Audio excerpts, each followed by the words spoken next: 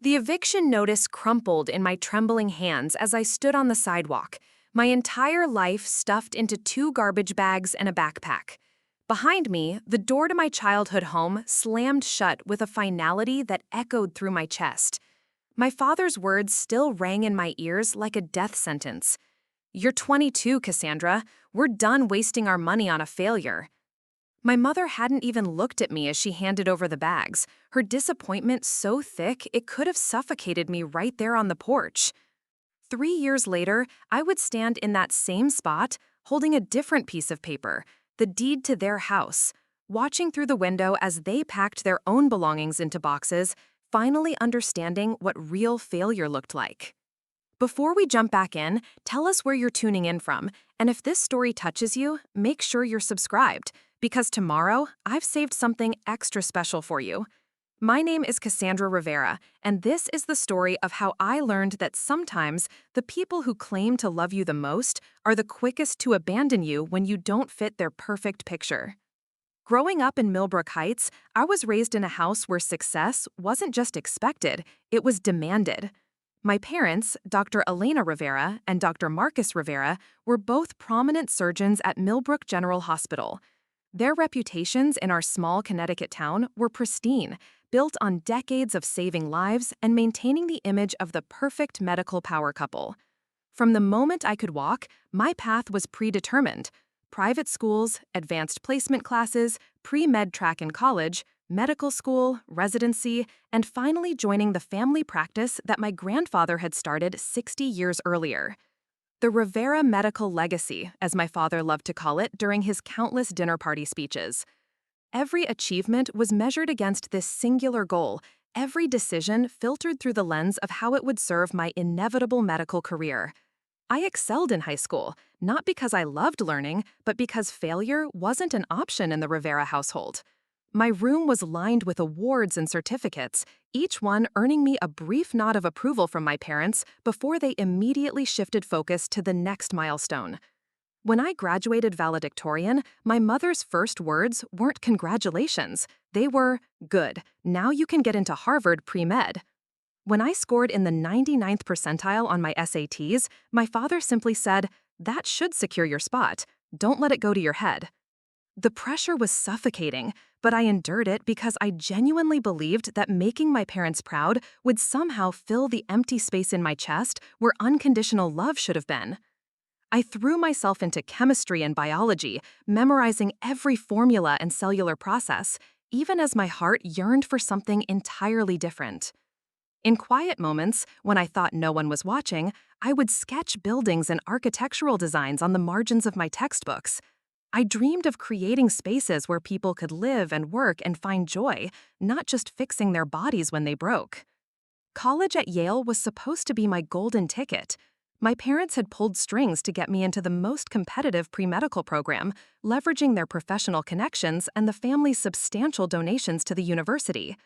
They made it clear that this opportunity wasn't just mine, it belonged to the entire Rivera legacy. "You're representing 3 generations of physicians," my father reminded me during our weekly phone calls. "Don't forget what that means." But something happened during my sophomore year that changed everything. I was struggling through organic chemistry, barely maintaining a B average despite spending every waking hour in the library. The concepts felt foreign in my brain, like trying to force puzzle pieces that simply didn't fit. Meanwhile, I had stumbled into an architecture elective purely to fulfill a general education requirement, and for the first time in my life, I felt genuinely excited about learning. Professor Williams noticed my enthusiasm immediately. "Cassandra, you have a natural eye for spatial relationships," she told me after class one day, examining the building design I had sketched during a lecture about sustainable construction. "Have you ever considered architecture as more than just a hobby?" The question hit me like lightning. I had never been asked what I wanted to do with my life, only told what I would do. That night, I called my parents to share my excitement about the architecture class, thinking they might be interested in hearing about something that finally made me feel passionate about my education. The response was swift and brutal. "Architecture?" My mother's voice dripped with disdain. "Cassandra, we're not paying $40,000 a year for you to play with building blocks. You're pre-med, period." My father's voice joined the call, his tone sharp with authority. "If you're having trouble with organic chemistry, we'll hire you a tutor. There's no room for distractions in your schedule." I spent the rest of my sophomore year torn between two worlds. During the day, I attended my required pre-med classes, struggling to maintain the grades my parents expected, while my passion slowly died with each failed quiz and barely passed exam. At night, I would sneak into the architecture building, working on designs that felt like breathing after holding my breath all day. I designed houses for families I had never met, office buildings that would inspire creativity, parks that would bring communities together. For the first time in my life, I was creating something instead of just memorizing facts created by others. The breaking point came during my junior year. I was failing advanced biochemistry, despite having the most expensive tutor money could buy. My grades had slipped from A's to B's to C's, and now I was staring at a D+ on my midterm exam. The same week, I had submitted my final project for advanced architectural design, a complete proposal for a community center that would serve low-income families in New Haven. Professor Williams had called it exceptional work and suggested I consider applying for architecture graduate programs. I sat in my dorm room that night, holding both the failed biochemistry exam and the glowing review of my architecture project. The contrast was stark and undeniable. I was a failure at the thing my parents demanded I excel at, and naturally gifted at something they considered worthless. The realization felt like waking up from a 20-year coma. That weekend, I drove home to Millbrook Heights with a carefully rehearsed speech about changing my major. I had prepared statistics about architecture career prospects, examples of successful architects who had built impressive businesses, even financial projections showing that architectural careers could be just as lucrative as medical ones. I was naive enough to believe that facts and logic might overcome 20 years of expectations. The conversation took place in my father's study, surrounded by his medical degrees and awards. My mother sat rigidly in the leather armchair, her surgeon's hands folded precisely in her lap. I presented my case as thoroughly as I had ever prepared for any exam, showing them my portfolio, explaining my passion, detailing my plans for graduate school and career development. The silence that followed felt eternal. When my father finally spoke, his voice was colder than I had ever heard it. "Absolutely not." Two words that shattered every hope I had carried into that room. "Cassandra, you are a Rivera. We are doctors. We save lives. We don't play with sketches and blueprints." My mother's response was even more devastating. "We've invested over $100,000 in your education, expecting a return on that investment. You think you can just throw that away for some artistic fantasy?" The word artistic came out of her mouth like a curse word. I tried to explain that it wasn't a fantasy, that I had real talent and genuine passion for architecture. I showed them my professor's recommendations, my portfolio of designs, my research into the best graduate programs. None of it mattered. In their minds, I was already a doctor. Anything else was just a phase, to be corrected. The ultimatum came the next morning over breakfast. "You will return to school, retake biochemistry over the summer, and get your grades back to where they need to be," my father announced as he buttered his toast with surgical precision. "Or you can find somewhere else to live and someone else to pay for your education." I stared at them across the breakfast table. These two people who had created me but never truly seen me. 21 years of trying to be their perfect daughter, and they were willing to throw me away the moment I dared to want something different. "What if I can't?" I asked quietly. "What if I'm not meant to be a doctor?" My mother set down her coffee cup with a sharp clink. "Then you're not the daughter we raised, and you're not our problem anymore." The words hung in the air like smoke from a fire that had already consumed everything I thought I knew about family. I returned to Yale that Monday with their ultimatum echoing in my head: become who they wanted me to be, or become nobody at all. I tried. God knows I tried. I retook biochemistry that summer, spending 14-hour days in the library, memorizing reactions I would forget the moment the exam ended. I hired additional tutors, attended every study group, and sacrificed every moment of joy in pursuit of grades that might buy me back my parents' love. My architecture professor sent me emails about graduate school application deadlines, but I ignored them all. There was no room in my life for dreams when I was fighting for survival. Despite all my efforts, I barely scraped by with a C in the retaken biochemistry course. My overall GPA had dropped to 2.8, far below what any medical school would consider.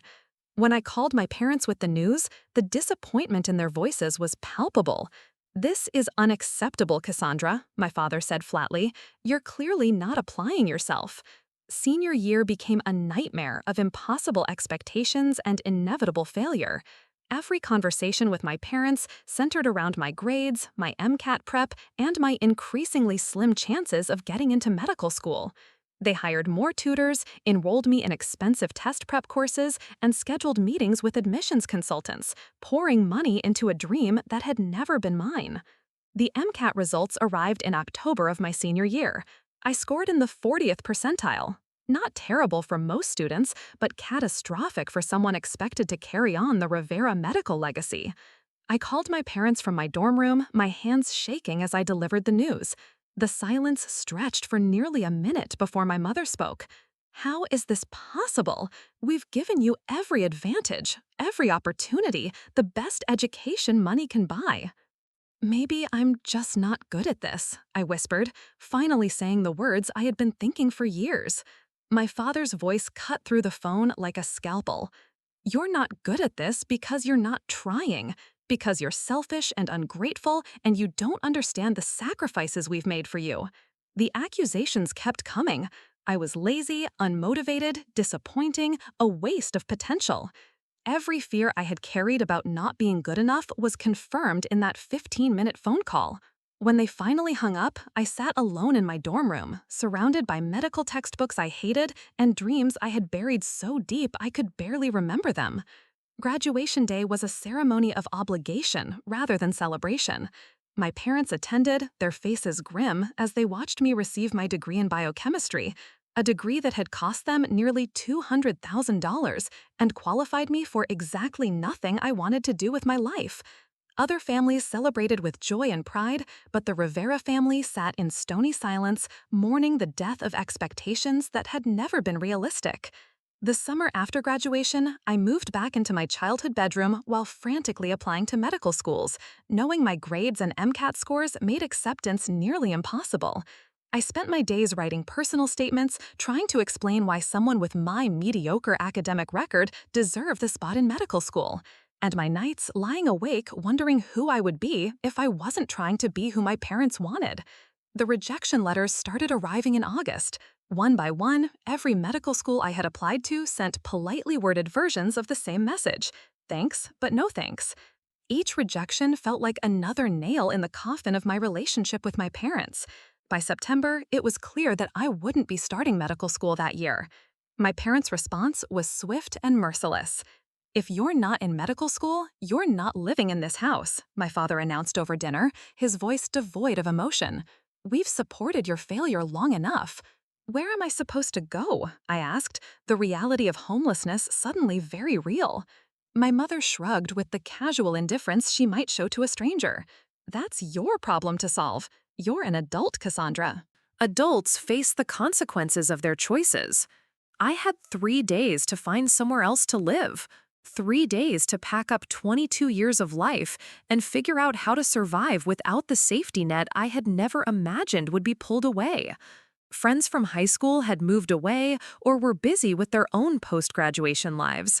College friends were scattered across the country, starting their own careers and adventures.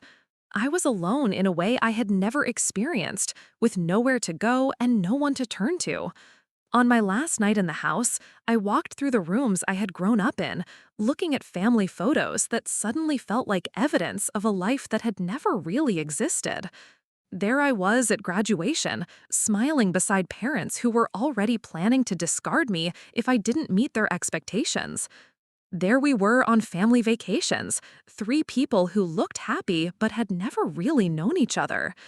I found my old architecture sketches hidden in a box in my closet, designs I had drawn in secret during high school when I thought no one would understand. Looking at them felt like finding messages from a version of myself that had been buried alive under years of other people's dreams. These sketches represented the only authentic thing I had ever created, the only time I had listened to my own voice instead of the chorus of expectations that had drowned out everything else. The next morning, I stood on the sidewalk with my life in garbage bags, watching my childhood home disappear behind me as I walked toward an uncertain future. My parents didn't say goodbye.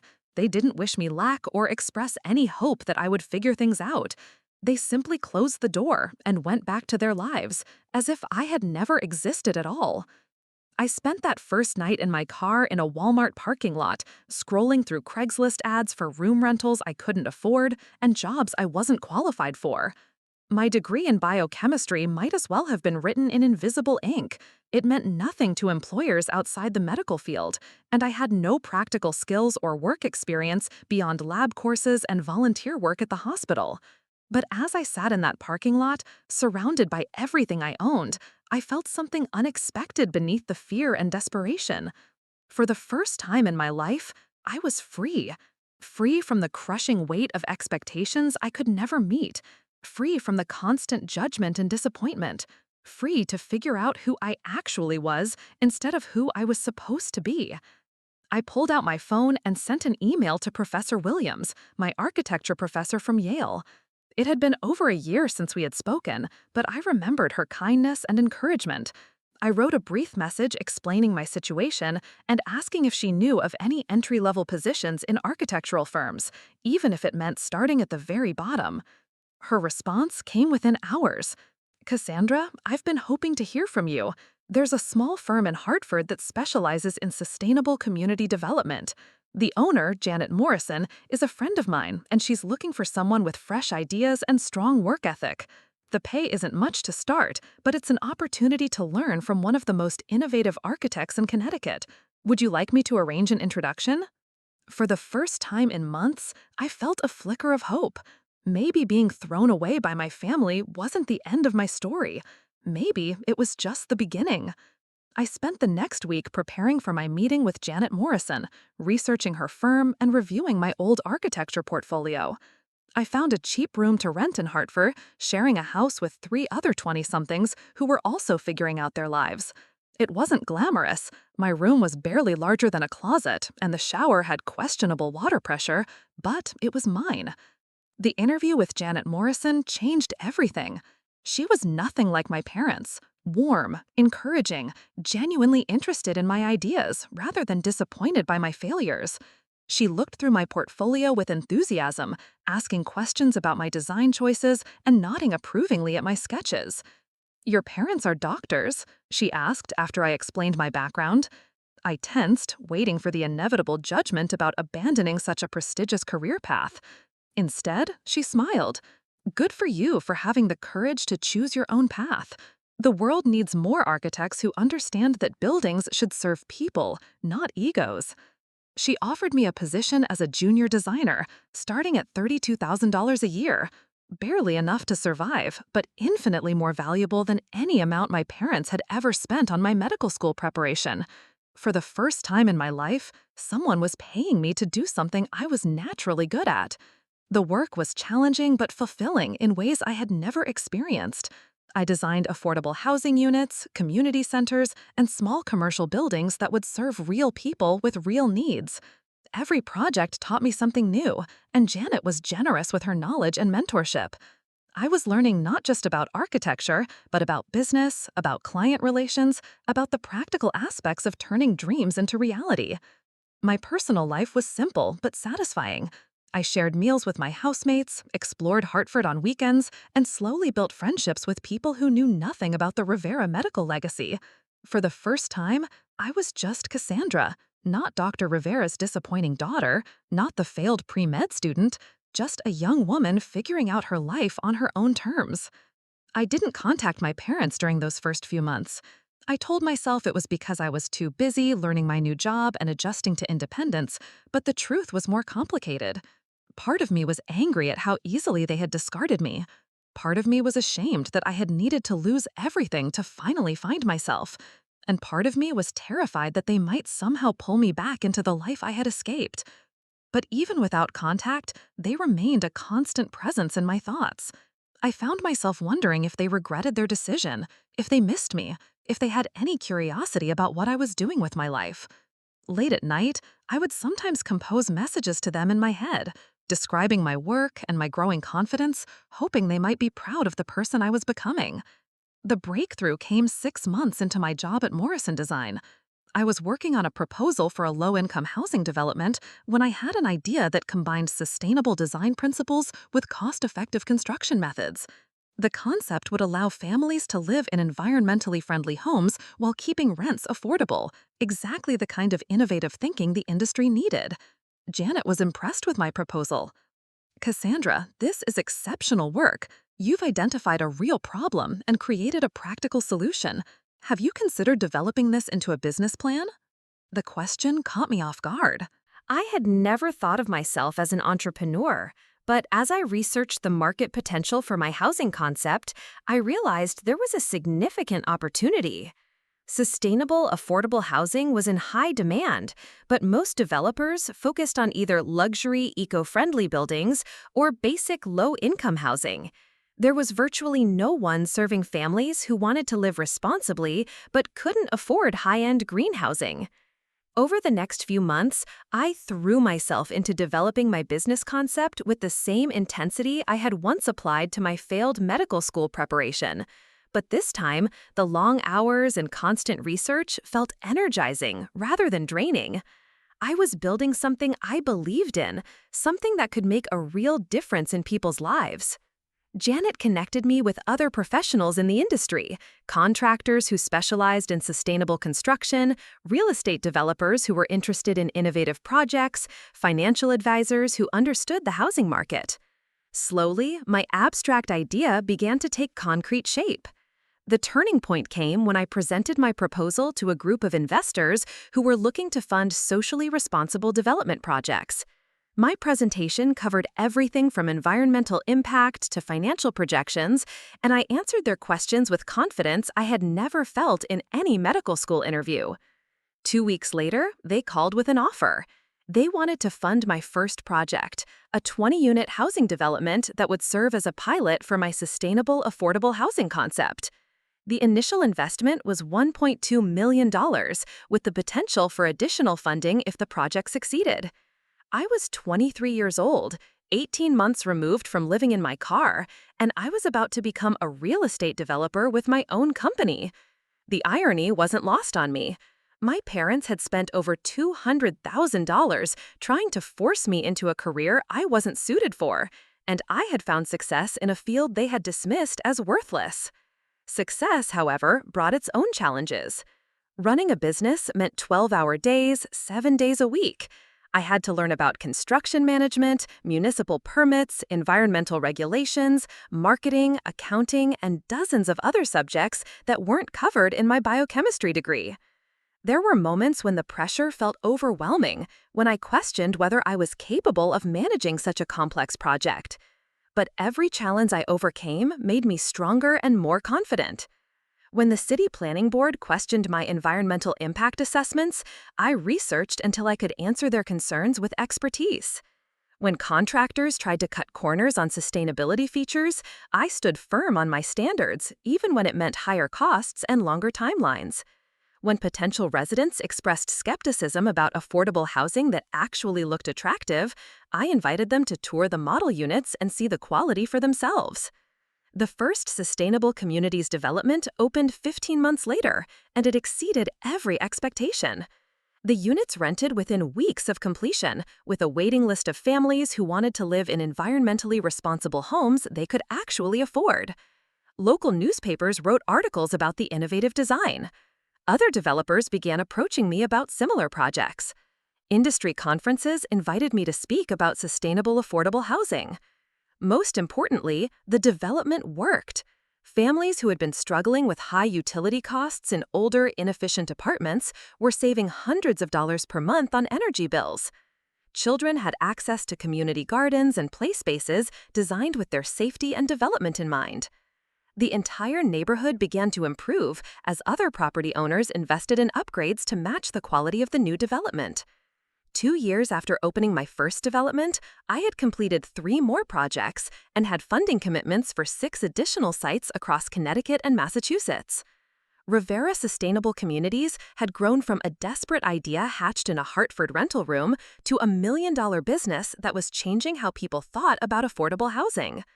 The financial success was gratifying, but it wasn't what mattered most to me.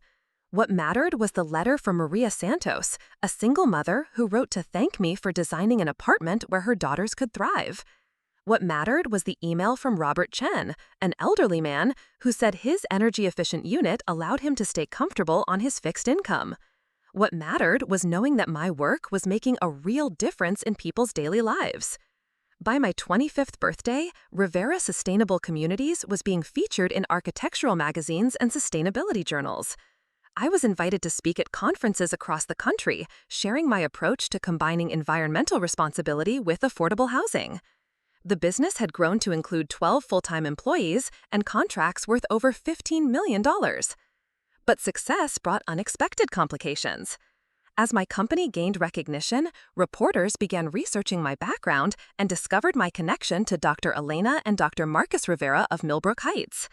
Suddenly, articles about my business included references to my parents' medical careers and speculation about why the daughter of prominent surgeons had chosen architecture over medicine.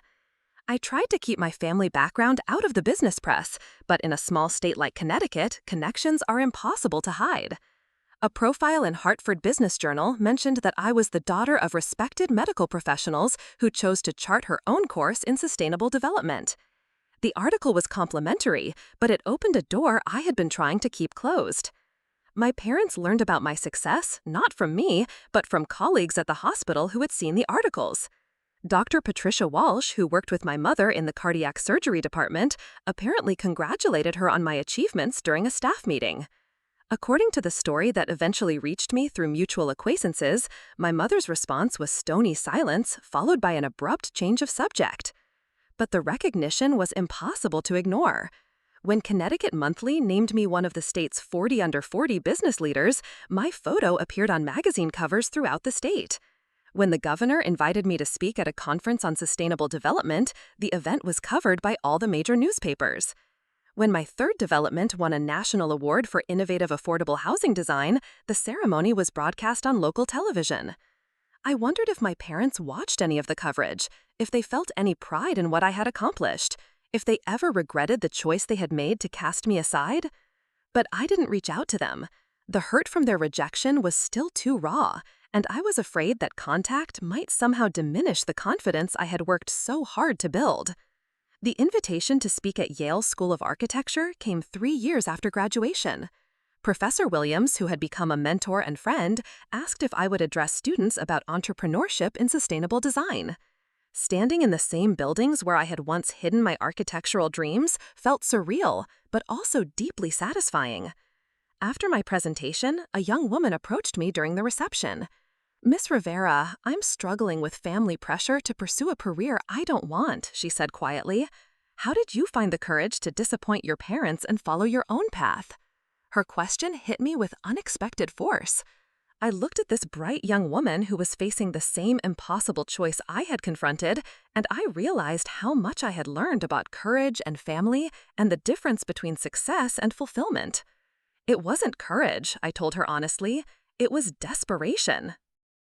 Preparing and narrating this story took us a lot of time, so if you are enjoying it, subscribe to our channel. It means a lot to us. Now back to the story. I was failing at what they wanted me to do, and I was dying inside trying to be someone I wasn't. But here's what I learned. Disappointing people who don't truly see you isn't actually disappointing them. It's just showing them who you really are. And if they can't love who you really are, then their love was never real to begin with. The conversation stayed with me during the drive back to Hartford. I thought about the scared young woman I had been, standing in my father's study trying to explain why I wanted to study architecture instead of medicine. I thought about the nights I had spent crying in my dorm room, convinced that I was a failure because I couldn't force myself to excel at something I hated. I thought about the morning I stood on the sidewalk with garbage bags, certain that being rejected by my family meant I was worthless. That night, I did something I hadn't done in 3 years. I drove to Millbrook Heights and parked across the street from my childhood home. The house looked exactly the same: perfectly maintained lawn, precisely trimmed hedges, luxury cars in the driveway. Through the windows, I could see the warm glow of the family room where we had once gathered for dinner every night. I sat in my car for nearly an hour, watching the house where I had spent the first 22 years of my life.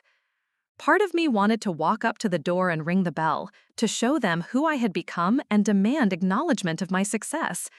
But a larger part of me realized that I didn't need their recognition anymore.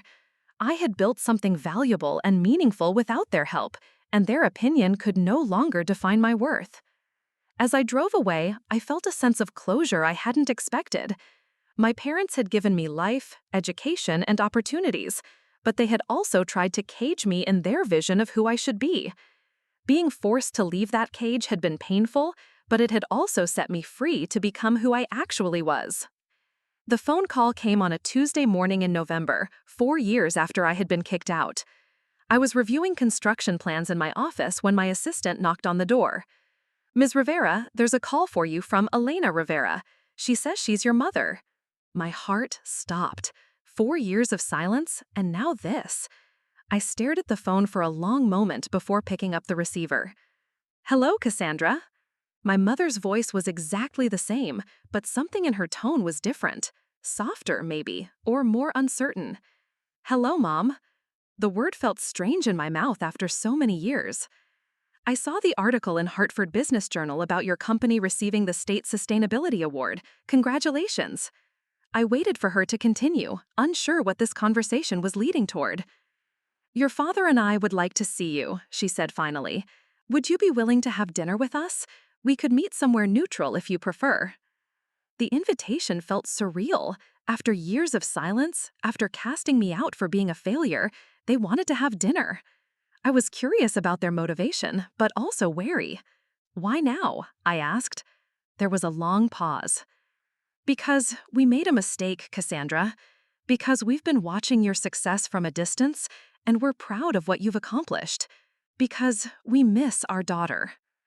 The words I had once desperately wanted to hear now felt complicated and insufficient. Where had this pride been when I needed their support? Where had this love been when I was struggling to find my way? But I was also mature enough to recognize that people could change, that parents could grow and learn just like anyone else. And despite everything, these were still the people who had raised me, who had given me the foundation that had eventually allowed me to succeed, even if not in the way they had planned. "Okay," I said finally, "let's have dinner." We arranged to meet at Bella Vista, an upscale Italian restaurant halfway between Hartford and Millbrook Heights. I arrived 15 minutes early, not out of eagerness, but from nervousness that I refused to acknowledge. The hostess seated me at a corner table with a view of the entrance, and I watched other families enjoying their meals while my stomach churned with anticipation and dread. They walked in together at exactly 7 o'clock, because punctuality had always been sacred in the Rivera household. My father wore his typical navy blazer and khakis, his silver hair perfectly styled. My mother had chosen a burgundy dress that complemented her complexion, her makeup flawless as always. They looked like the successful, distinguished couple they had always been, and for a moment I felt like the awkward college student who had disappointed them so profoundly. But then I remembered who I was now. At 26, I owned a business worth millions of dollars. I employed 15 people and had projects in 3 states. I had been featured on the cover of Architectural Digest and invited to speak at Harvard Business School. I was no longer the failing pre-med student who had begged for their approval. I was Cassandra Rivera, successful entrepreneur, and I had earned my place at this table through my own merit. The initial pleasantries were strained and formal. We ordered wine and made small talk about the restaurant's ambiance while carefully avoiding any substantial topics. My parents asked polite questions about my work, the kind of questions they might pose to any acquaintance.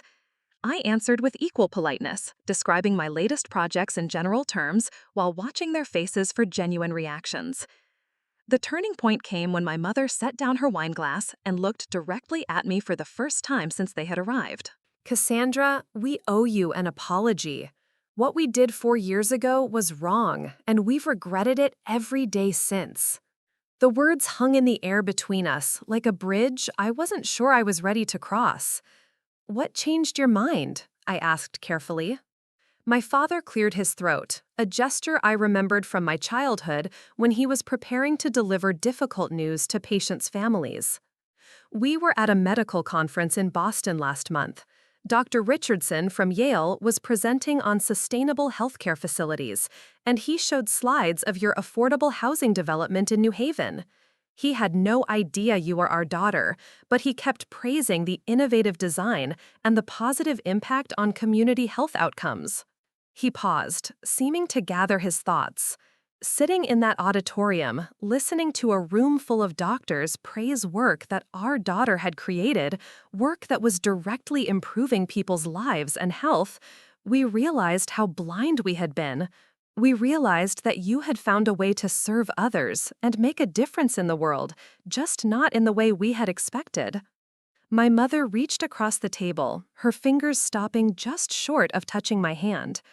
We were so focused on our vision of success that we couldn't see the success you were actually achieving.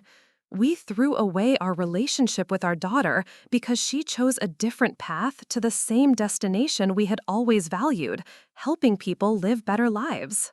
The apology felt genuine, but it also felt insufficient. 4 years of silence, 4 years of building a life without their support or recognition couldn't be erased by a single dinner conversation.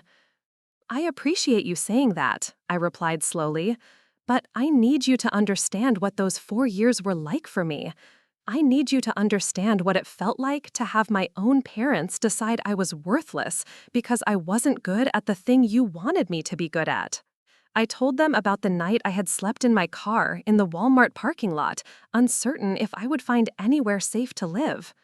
I described the fear and loneliness of those first months in Hartford, working for barely enough money to survive, while trying to prove myself in a field where I had no connections or credentials. I explained how I had spent holidays alone, how I had celebrated business victories with colleagues instead of family, how I had learned to stop hoping they might call or show interest in my life. I grieved for you, I said quietly.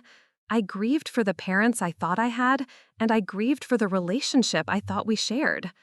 I had to accept that the people who raised me were willing to discard me when I didn't meet their expectations. That changed something fundamental in how I see the world and how I see myself. The silence that followed was heavy with the weight of years and missed opportunities. My father's eyes were bright with unshed tears, an expression I had never seen on his face. My mother dabbed at her eyes with her napkin, her composure finally cracking. "We know we can't undo the damage we caused," she said finally, "but we're hoping we might be able to rebuild something new. We're hoping you might be willing to let us back into your life, even though we don't deserve it." The conversation continued for 3 hours. They asked detailed questions about my business, showing genuine curiosity about sustainable design principles and affordable housing development. They wanted to know about my employees, my projects, my plans for expansion. For the first time in my life, they were asking about my actual interests and accomplishments, rather than measuring me against their predetermined expectations. I found myself sharing stories I had never expected to tell them: the satisfaction of seeing families move into homes I had designed, the challenge of balancing environmental goals with budget constraints, the pride I felt when other developers began copying my innovations. They listened with attention and respect, asking thoughtful questions that demonstrated they were beginning to understand the value of what I had built. When we finally said goodbye in the restaurant parking lot, my mother hugged me for the first time in 4 years. "I'm proud of you, Cassandra," she whispered against my ear. "I'm proud of the woman you've become and the work you're doing. I should have said that years ago." The reconciliation wasn't immediate or complete. Trust that had been shattered couldn't be rebuilt overnight. and I was cautious about opening myself up to potential disappointment again. We began with occasional phone calls and monthly dinners, gradually rebuilding a relationship that looked different from what we had shared before, but felt more honest and sustainable. They began following my career with genuine interest, reading articles about my projects, and even attending a public presentation I gave about sustainable development at the Connecticut State Capitol. Seeing them in the audience, watching their faces as I discussed my work with confidence and expertise, felt like a kind of healing I hadn't known I needed. The relationship was different now.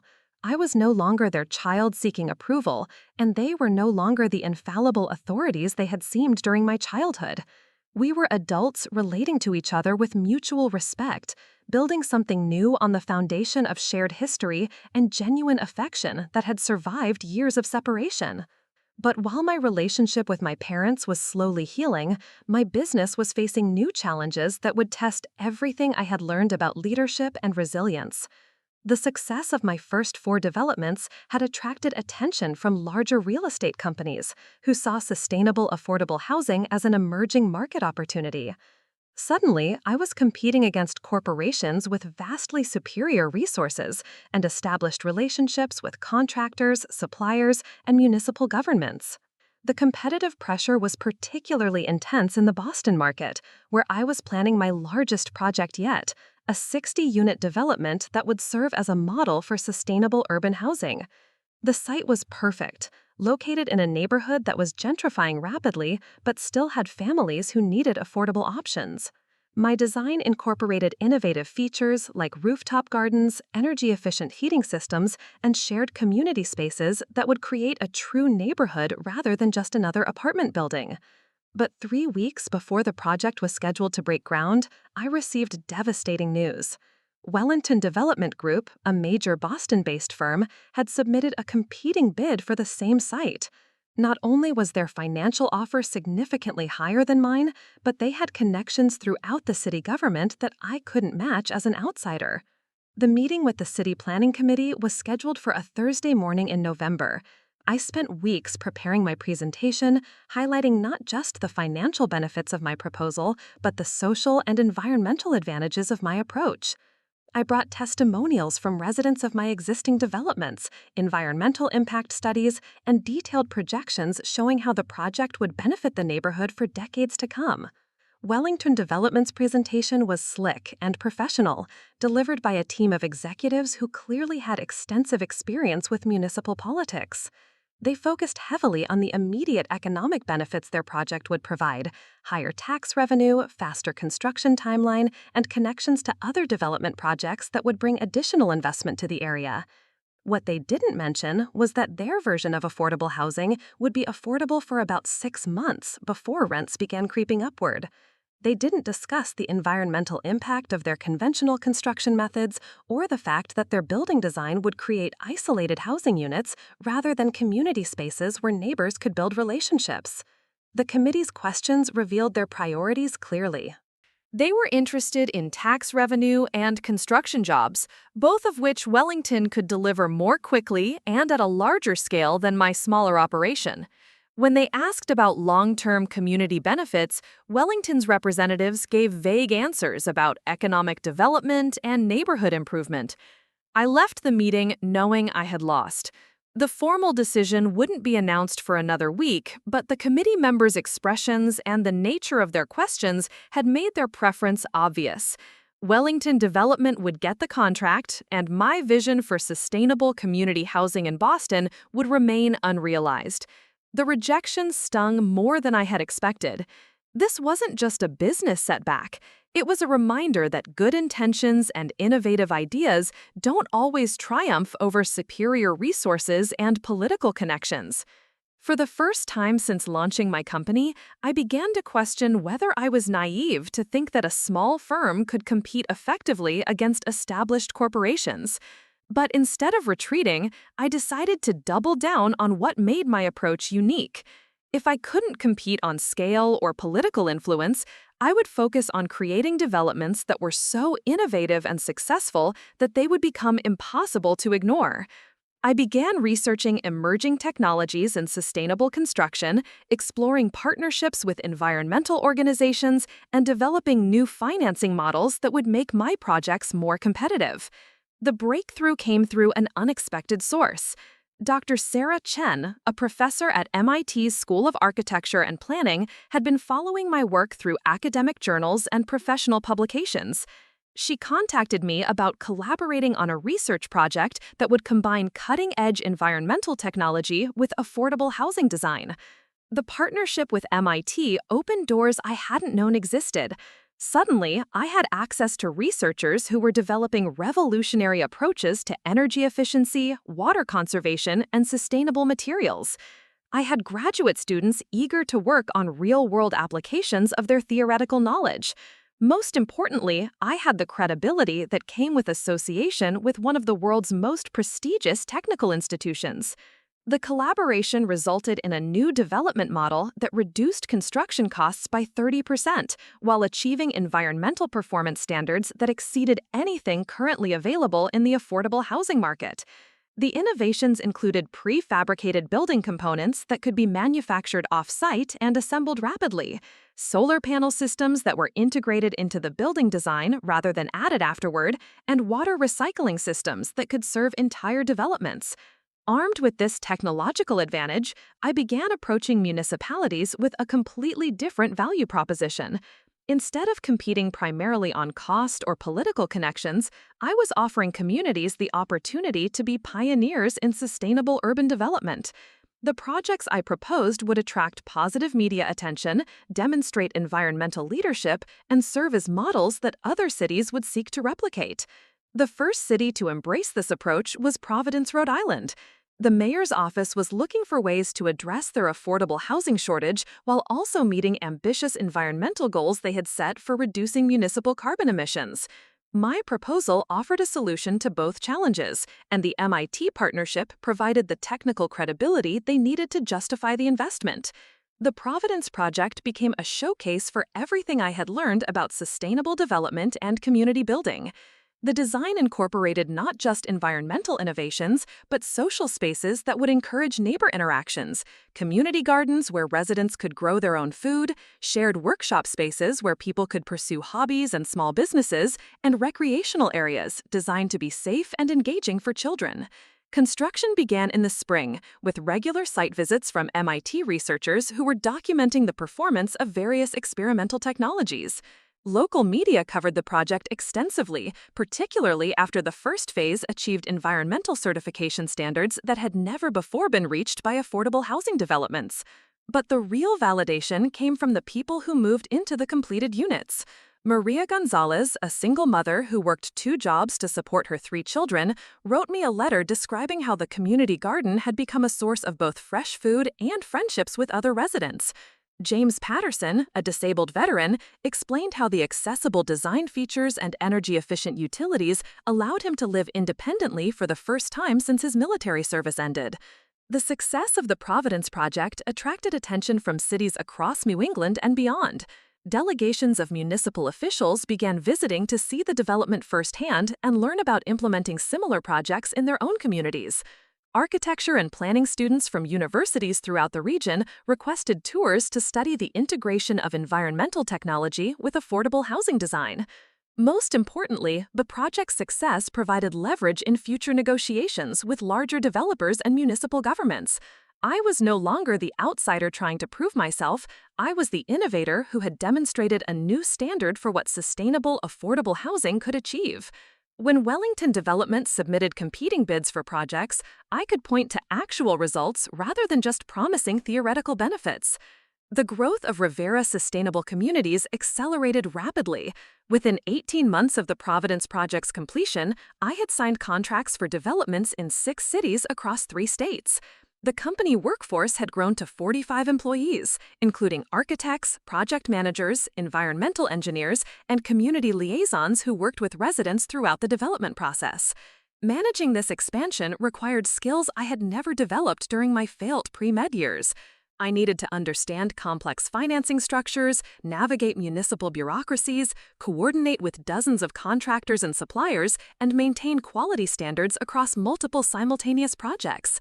The learning curve was steep, but it was exactly the kind of challenge I thrived on. The financial rewards were substantial, but they were secondary to the satisfaction of seeing my vision implemented at a scale that could make a real difference in people's lives. Each new development meant dozens of families would have access to safe, affordable, environmentally responsible housing. Each project demonstrated that sustainability and affordability weren't mutually exclusive, changing how developers and policymakers thought about addressing housing shortages.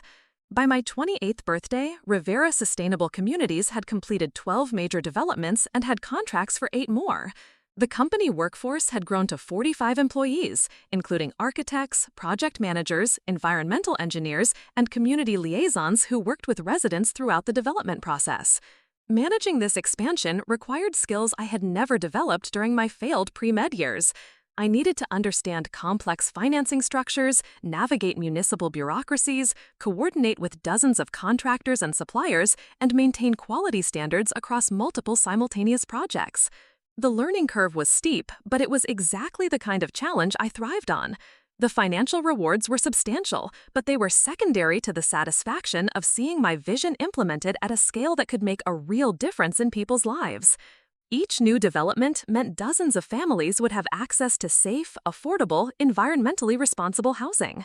Each project demonstrated that sustainability and affordability weren't mutually exclusive, changing how developers and policymakers thought about addressing housing shortages.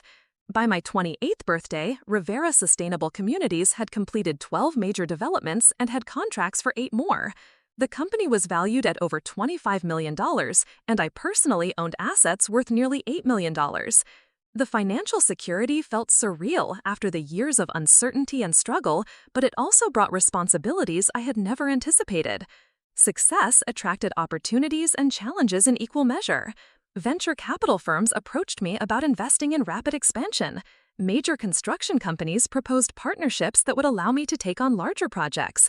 Universities invited me to teach courses on sustainable development and social entrepreneurship.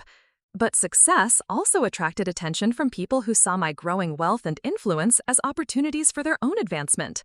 I received dozens of business proposals from people who wanted to partner with Rivera Sustainable Communities, many of them transparently designed to benefit the proposer more than my company or the communities we served.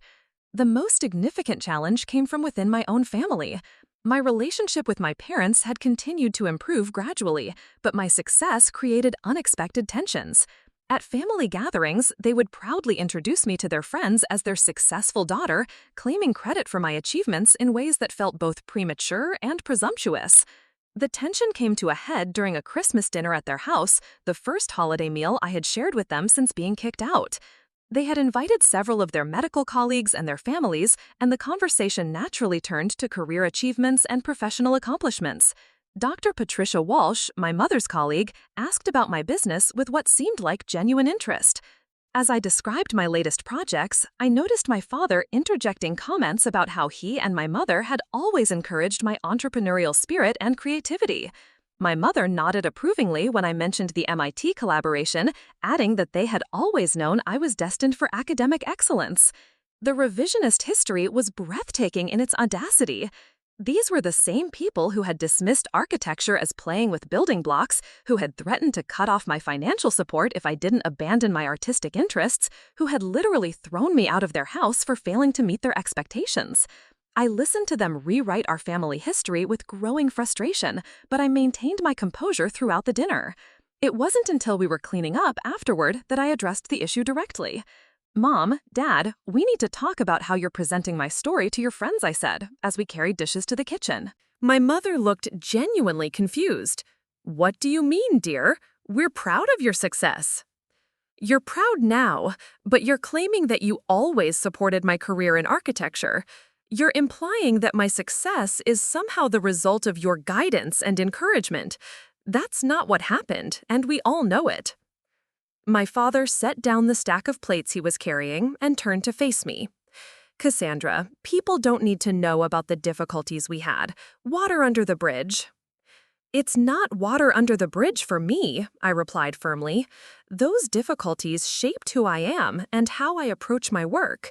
The fact that I succeeded without your support, that I built something meaningful after you rejected me, is actually an important part of my story. It's not something to be ashamed of or hidden. The conversation that followed was difficult but necessary.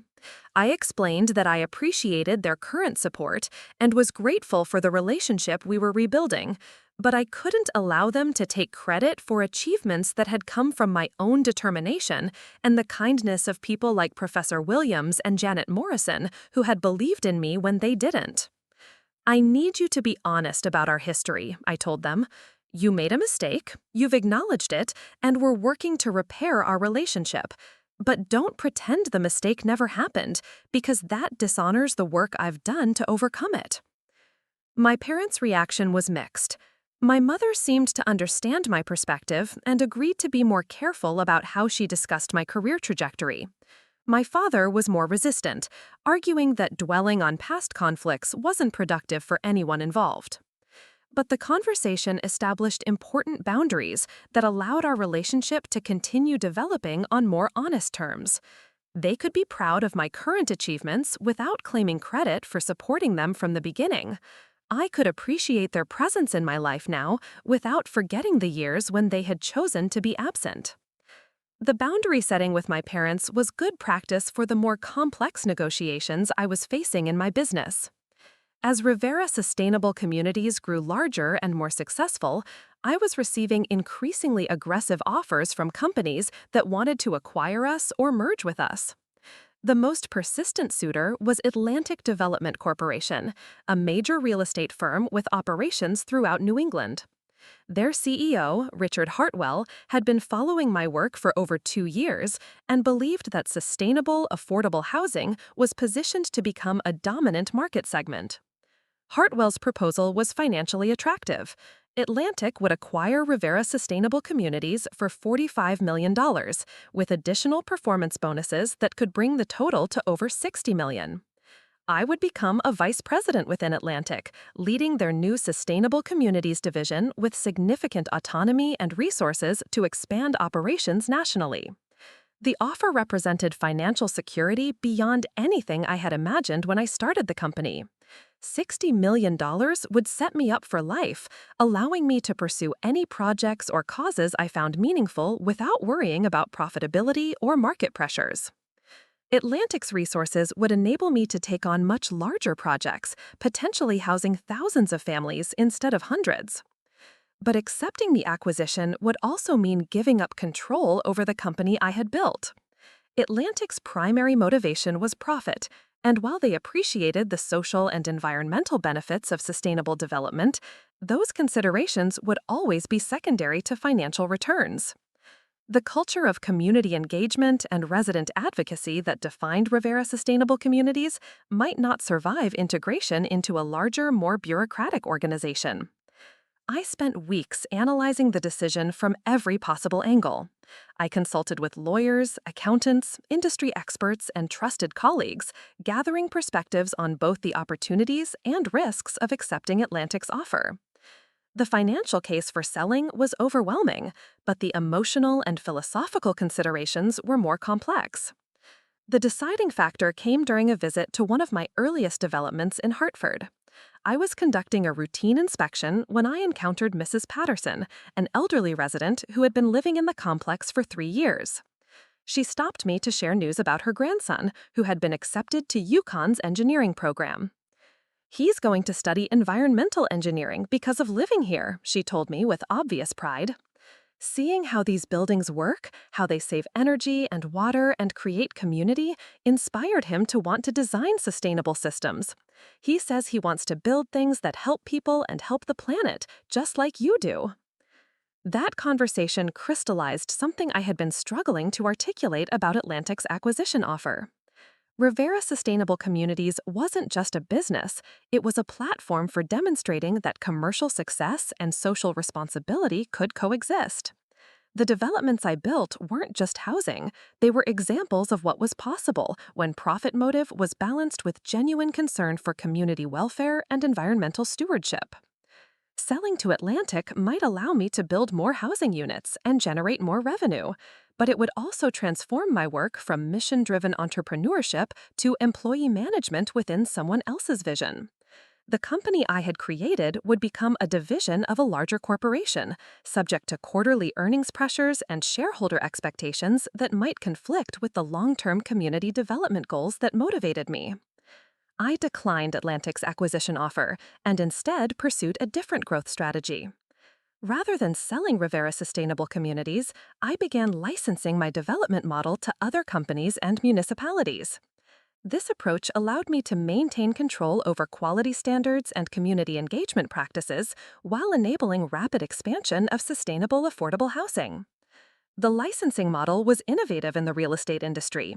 Instead of building all projects directly, Rivera Sustainable Communities would provide design templates, construction specifications, technology integration, and community development protocols. We would maintain ongoing oversight to ensure that projects met our environmental and social standards, but the actual development would be managed by local firms who understood their specific markets and regulatory environments. The licensing approach proved immediately successful. Within 6 months, I had signed agreements with development companies in 12 states and 2 Canadian provinces. Each licensed project generated revenue for Rivera Sustainable Communities while expanding the availability of sustainable, affordable housing far beyond what I could have achieved through direct development alone. More importantly, the licensing model created a network of developers who were committed to the principles and practices that defined my approach to community development. Regular conferences and training sessions brought licensed partners together to share innovations, solve common challenges, and maintain the collaborative culture that distinguished Rivera Sustainable Communities from conventional real estate companies. The success of the licensing strategy attracted attention from unexpected sources. The Department of Housing and Urban Development invited me to consult on federal affordable housing programs. International development organizations asked about adapting my model for housing projects in developing countries. Business schools began teaching case studies based on Rivera Sustainable Communities' growth from startup to industry leader. But the most meaningful recognition came from the communities where my developments were located. Residents organized committees to maintain community gardens and recreational spaces. Neighborhood associations advocated for additional sustainable housing projects in their areas. Local governments began updating zoning regulations to encourage environmental innovations in residential construction. By my 30th birthday, Rivera Sustainable Communities had directly developed housing for over 2,000 families and had licensed partners who were building homes for thousands more. The company I had started in desperation after being rejected by my parents had become a catalyst for changing how America approached affordable housing and community development. The financial success was substantial. My personal net worth had reached $15 million, and the company was valued at over $50 million. But the real measure of success was the impact on people's lives. Every family that saved money on utility bills because of energy-efficient design, every child who learned about sustainability through community gardens, every neighborhood that became safer and more cohesive because of thoughtful development was validation that I had chosen the right path. As I reflected on the journey from that night in the Walmart parking lot to leading an industry transformation, I realized that being kicked out by my parents had been the catalyst for everything that followed. Their rejection had forced me to discover who I really was and what I was actually capable of achieving. Their narrow vision of success had blinded them to possibilities I might never have explored if I had continued trying to meet their expectations. The irony was profound. My parents' attempt to force me into their definition of a successful life had prevented them from seeing the successful life I was actually capable of creating. Their love had been conditional on my conformity, but my real achievements had come from embracing the parts of myself they had tried to eliminate. Standing in my office 30 floors above downtown Hartford, looking out at a city where multiple Rivera Sustainable Communities developments were providing homes for hundreds of families, I felt a deep sense of gratitude for the journey that had brought me here. The pain of rejection had been real and lasting, but it had also been transformational in ways I could never have anticipated. My phone buzzed with a text message from my mother. Saw the article in the Wall Street Journal about your licensing program expanding internationally. Your father and I are incredibly proud of what you've built. Dinner Sunday if you're available? I smiled as I typed my response. I'd love to have dinner. I have some exciting news to share about our next project.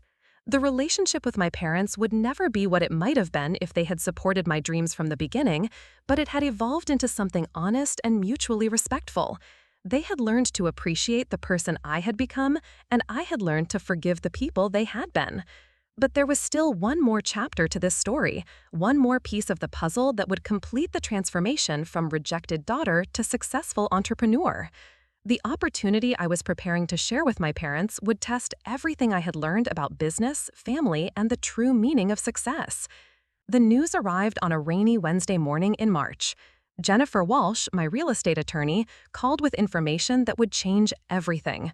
Cassandra, you need to sit down for this. Your parents' house in Millbrook Heights is going into foreclosure. I nearly dropped my coffee cup. That's impossible. They're both successful surgeons. They own that house outright. Jennifer's voice was grim. According to the court documents, they took out a substantial mortgage against the house 3 years ago. The payments are 6 months behind, and the bank is moving forward with foreclosure proceedings. The auction is scheduled for next month. The revelation was shocking for multiple reasons. My parents had always been financially conservative, paying cash for major purchases and maintaining substantial savings accounts. The idea that they would leverage their home seemed completely out of character. More puzzling was why they would need such a large amount of money when both were still earning substantial salaries from their medical practice.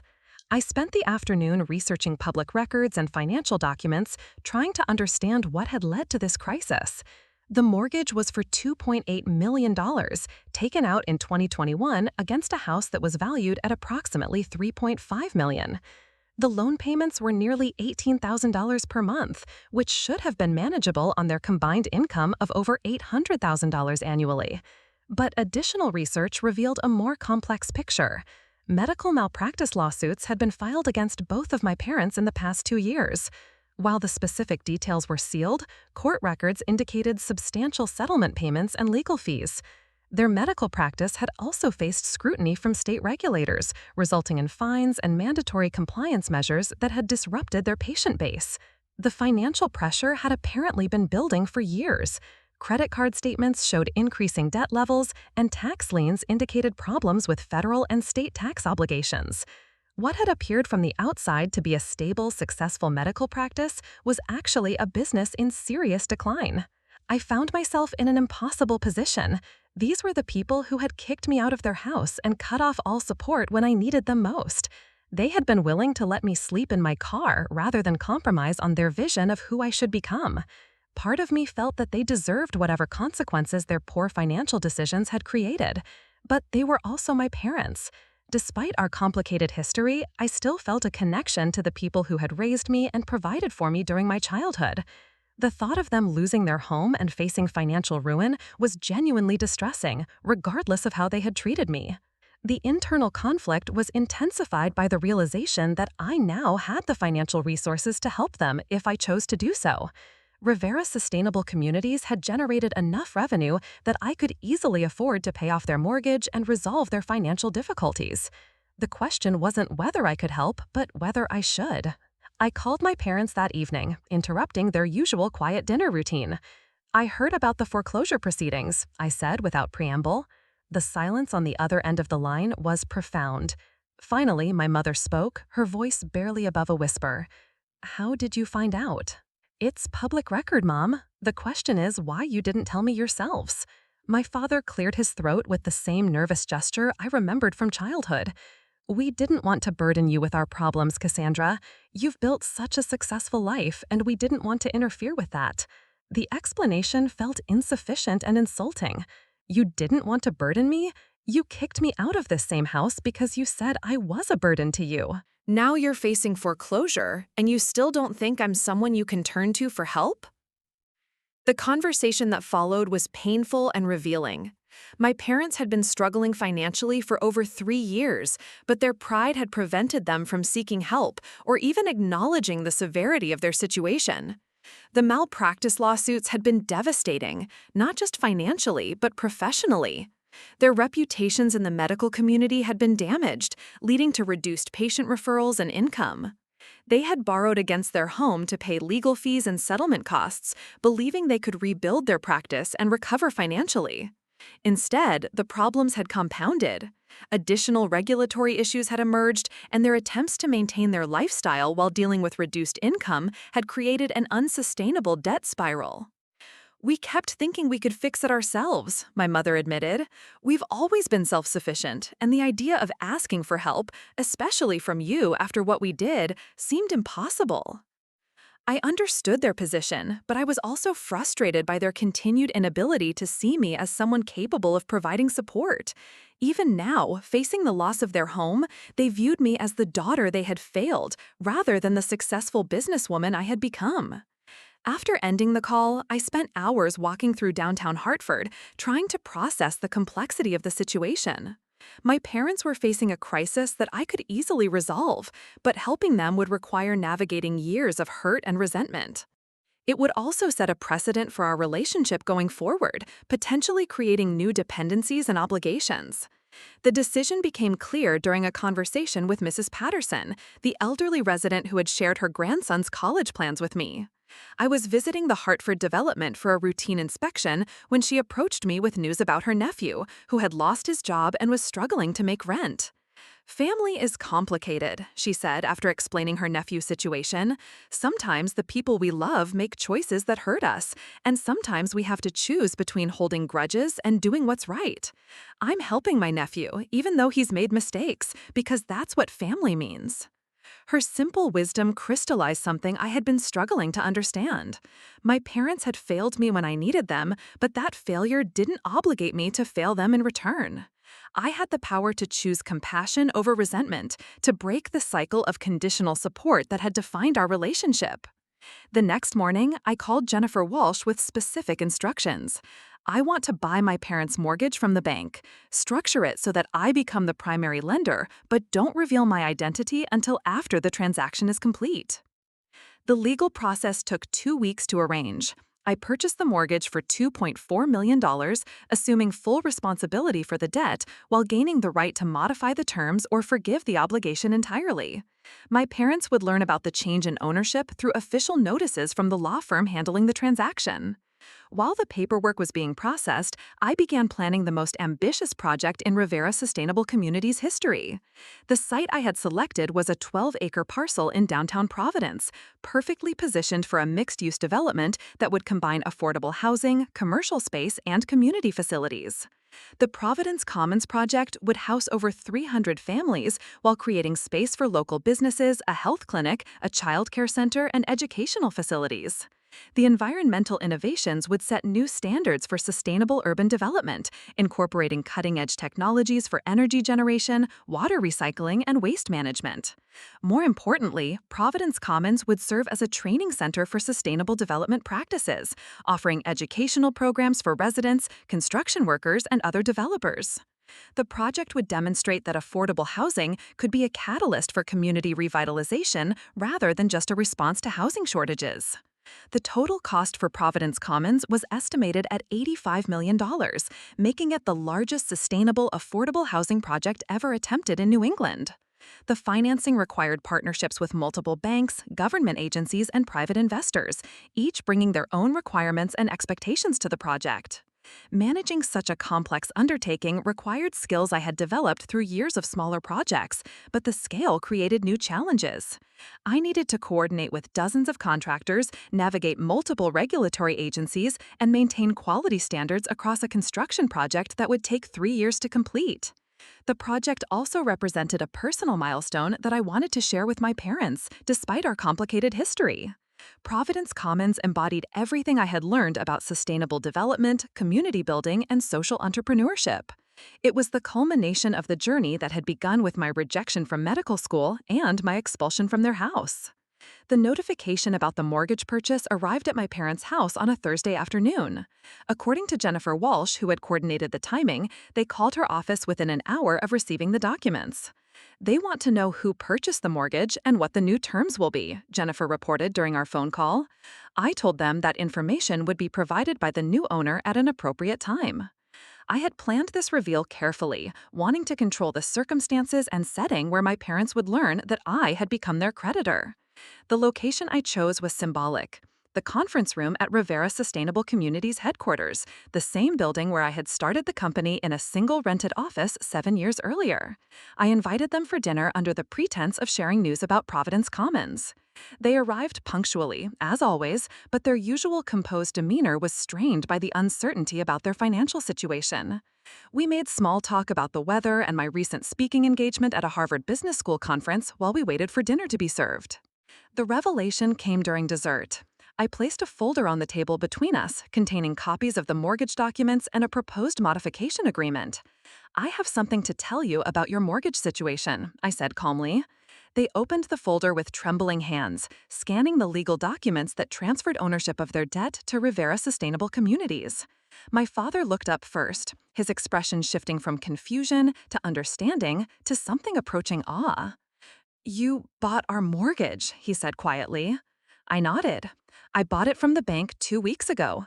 The foreclosure proceedings have been suspended, and you're no longer in default." My mother began crying, her composed facade finally cracking completely. "Cassandra, we can't accept this. It's too much. We don't deserve your help after what we did to you." The conversation that followed was the most honest we had ever shared. I explained that my decision wasn't about what they deserved, but about who I wanted to be. I had succeeded not because of their support, but despite their rejection, and that success had given me the power to choose compassion over resentment. "I'm not doing this to make you feel guilty or to hold it over you," I told them. "I'm doing it because I can and because it's the right thing to do. But there are conditions." The modified mortgage terms I proposed were generous but not unconditional. The monthly payments would be reduced to a manageable level based on their current income. The total debt would be forgiven entirely if they could make consistent payments for 5 years. Most importantly, they would need to participate in financial counseling to address the spending patterns and decision-making processes that had created the crisis. But the most significant condition was personal rather than financial. I wanted them to be actively involved in Rivera Sustainable Communities community outreach programs, volunteering their medical expertise to provide health services for residents of our developments. "You spent years telling me that success meant helping people and making a difference in the world," I said.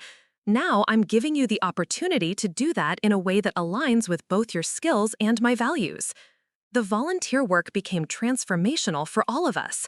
My parents began spending 2 days each week providing medical care at Rivera Sustainable Communities developments, offering everything from routine checkups to health education programs. They saw firsthand how sustainable design and community building contributed to residents' physical and mental well-being.